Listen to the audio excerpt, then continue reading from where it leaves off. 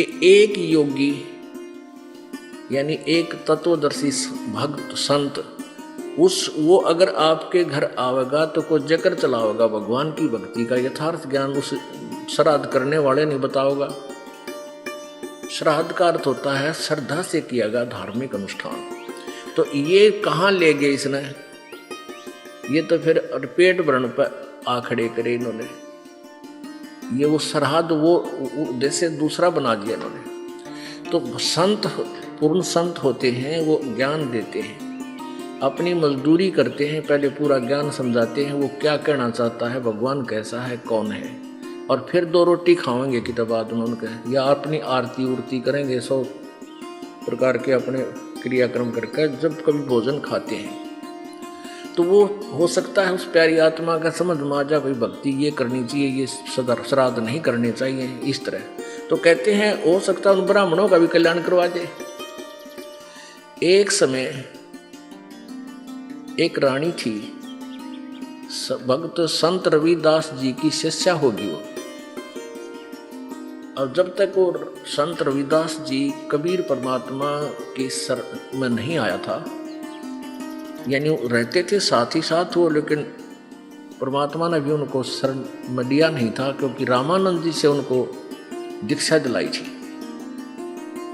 एक ब्राह्मण था और वो रविदास जी के पास गया और कहने लगा, रविदास जी चल गंगा में नहा आते हैं। तो रविदास जी कहने लगे भाई, क्योंकि रामानंद जी को परमात्मा कबीर जी ने ये ज्ञान दे दिया था, तो रामानंद जी ने रविदास जी को वो ज्ञान जचा रखा था। तो रविदास जी कहने लगे भाई हमारी गंगा तो हमारा यहीं पर है, सिमरन है, और हम गंगा में नहीं जाते। काफी उसने कहा, नहीं मान्य रविदास जी। तो रविदास जी कहने लगे भाई एक काम करिए। तो ब्राह्मण कहने लगा कि भगत जी कुछ गंगा में कोई पैसे डालने हो दान पुण्य खातिर दे दे, मैं डाल दूंगा। उसने नहीं सोचा था ये 2-4 रुपये दे देगा, कुछ मंगा लिए कह देगा डाला गंगा में। तो रविदास जी बोले भाई एक काम करिए, ये ले जा मेरा 1 रुपया, और गंगा जी हाथ काट के 1 रुपया ले आए, यूं हाथ में पकड़े तो दे आइए ना वापस ले आइए। अब उसने सोचा कौन देखेगा, उड़ा मैं अपने जेब में डाल लूंगा और कह दूंगा दे दिया, मैंने वो हाथ में पकड़ा था उसने। अब उसने जाकर एक बार तेने बोल दिया, हे गंगा मैया, भगत रविदास ने आपके लिए 1 रुपया भेजा है, न्यू क्या है हाथ में ग्रहण करे। एकदम हाथ निकला बाहर और दे दिया। दूसरे हाथ में क्या निकला, एक सोने का सुंदर कंगन, वो पंडित जी को दे दिया, और गंगा ने कहा ये उस परम संत को दे देना, सोने का कंगन। अब पंडित जी का गया बेईमाना, अब भाई के बेरा फटेगा, रविदास जी ने ठगा ला जेब भीतरली में, और उसने आके राजा को दे दिया। अच्छे पीछे मिलेंगे। राजा ने अपनी रानी को दे दिया। रानी कहने लगी इस आते एक और चाहिए, ये तो जोड़ा होता है। उसके कुछ पैसे दे दिए, जैसे भी 20, 30, 50 रुपये थे उस कंगन के, पहले महंगे सस्ते होते थे भाव में। अब राजा नौबामण फिर बुलाया, पंडित जी बात सुन, एक और लिया, नित्रा बकल तारांगे नहीं लिया था। क्यों, उसा कंगन उसने सारा पटक सर पटक लिया, कितना नहीं पाया। वो जब दुखी हो लिया, अकीब जान बच्चा नहीं, रविदास जी के पास चले, शायद वो फिर 1 रुपया दे दे, मैं गंगा में दे आऊं और फिर वहां से मिलेगा मुझे। तो फिर रविदास जी के पास गया पंडित जी, कहने लगे भगत जी आज तेरे हाथ में मेरे परिवार की जान है। राजा ने जब वो 1-2 बार नकारा कर दिया जी, और तो ना पाता, ने बोला रानी का आदेश है, या तो लिया, नहीं तेरे पूरे परिवार ने कोल्लू में पीड़ाएंगे। पहले ऐसे जुबान पर कानून होता था राजाओं का। अब वो बड़ा डर गया, फिर आखिर में आया रविदास जी के चरणों में पड़ गया, रोए पड़ा। रविदास जी कहने लगे क्या हो गया, क्या हो गया ऋषि जी, क्या बात है, क्यों रो रहे हो? ने बोला जी जान बचा दो, आज आपके हाथ में मेरे परिवार का जीवन है। रविदास जी बोले भाई कहानी बता क्या है? ने बोला जी आपने जो वो रुपया दिया था वो मेरी जान का झाड़ हो गया, रविदास जी बोले भाई कारण बता, मेरा रुपये का कह रहा है, पहले तू ये बता वो रुपया मैया ने लिया कि नहीं तेरी ने बोला जी मैया ने लिया, एक हाथ से रुपया पकड़ लिया, दूसरे हाथ से कंगन दे दिया सोने का। मेरे को आ गया लालच, मैंने दे दिया राजा को, उसने मेरे 150 रुपये दे दिए उसके, यानी उसमें 100 रुपये तो आजकल लाख रुपये के बराबर थे। अब उसने रानी को दे दिया, रानी ने जिद कर दी कि एक और चाहिए तो जोड़ा होया करे। अब वो दूसरा मैं सारा सर पटक लिया, मुझे मिल नहीं रहा, राजा का आदेश से जो दूसरा नहीं लेकर आता है मेरे पूरे परिवार को खत्म करेगा।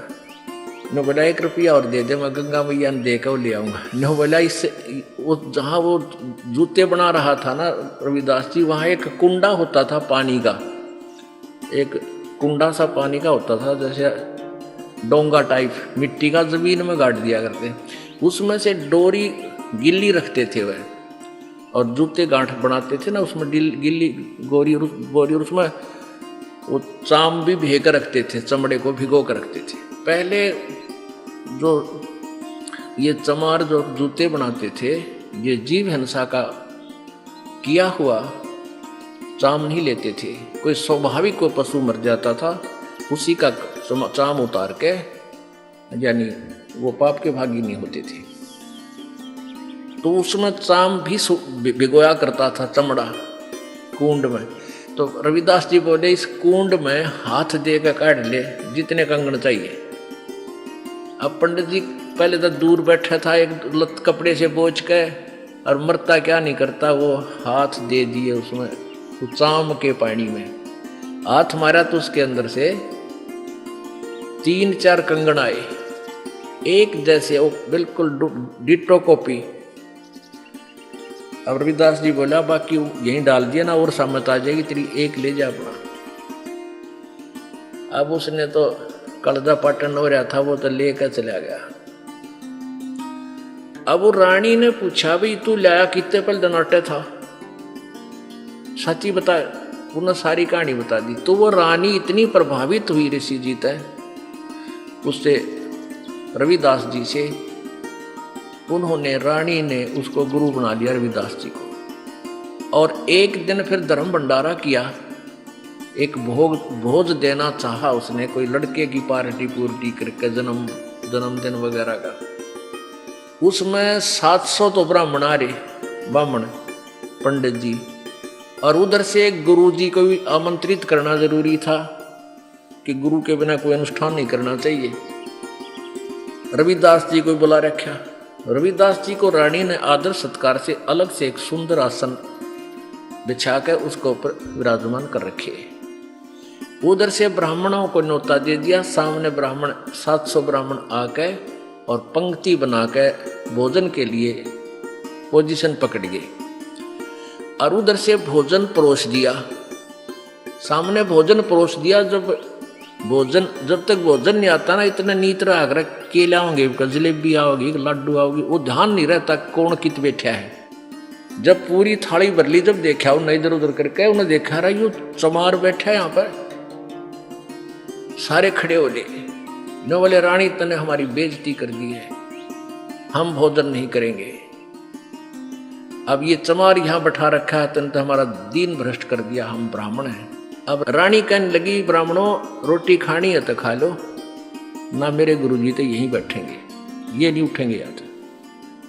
अब रविदास जी कहने लगे रानी बात सुन बेटी, आय अतिथि का अनादर नहीं करते, पाप लग गया करे।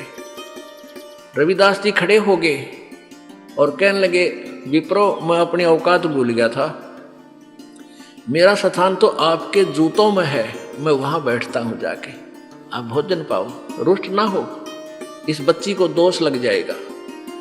अब रानी मना करती है, और गुरुजी के रविदास जी कहने लगे बेटी गुरु का आदेश पालन होता है, आप मत बोलो। और वहां जाकर बैठ गए जहां उन्हें जूते निकाल रखे थे। रविदास जी वहां बैठ गए, अपना भोजन कर रहे हैं। अब वो पंडे लागे छक्कन पे रोटी फटाफट। अब प्रत्येक पंडित के साथ में एक रविदास भोजन खा रहा है। 700 पंडित और 700 रविदास जी रूप बन गए और उनके साथ में रोटी खावे। वो सामने वाला पंडित कहता है, अरे तेरे साथ ये चमार रोटी खा रहा है। रविदास कहता तेरे साथ भी तो खा रहा है। वो कहता तेरे साथ भी तो खा रहा है। अब सारे कूद कूद पड़े। रविदास जी कहते हैं, ए ब्राह्मणों, मेरी और इंसल्ट मत करो, मैं तो देखो यहाँ बैठा हूँ, मुझे बदनाम मत करो। वहां देखा सचमुच वहां भी बैठा, सातशय रूप में उनके साथ खड़े।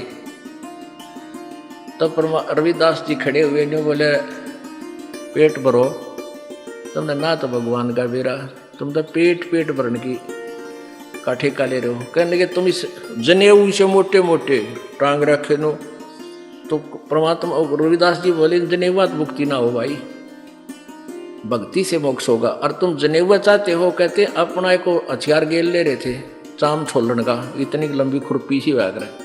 वो कहते हैं यूं, वो तो एक लीला थी, कौन सी खाल पाड़े थे, एकदम यूं करके दिखा दिया। ने बोले देखो मेरे अंदर सोने का जनेऊ है भाई, तुम तो इसके सूत का बोझ मरो। तब कहते हैं 2 घंटे तक प्रवचन किया उस पर संत ने। वो 700 के 700 पंडितों ने वो जनेऊ काट कर फेंक दिए, रविदास जी के चरणों में शीश समर्पण कर दिया, नाम ले लिया। गरीबदास जी ने लिखा 1.25 मन सूत होया था उनके गलाम्या का, 1.25 मन सूत, और उनने उन 700 पंडितों का उद्धार कर दिया। तो यहाँ क्या बता रहे हैं, वही बता रही है ये विष्णु पुराण, कि यदि एक सत साधक के सामने 1000 ये पेट भर श्राद्ध खानिए भी बैठे हों, उनका भी उद्धार और श्राद्ध यजमान का भी यानी भगत का भी उद्धार वो एक ही योगी कर देता है।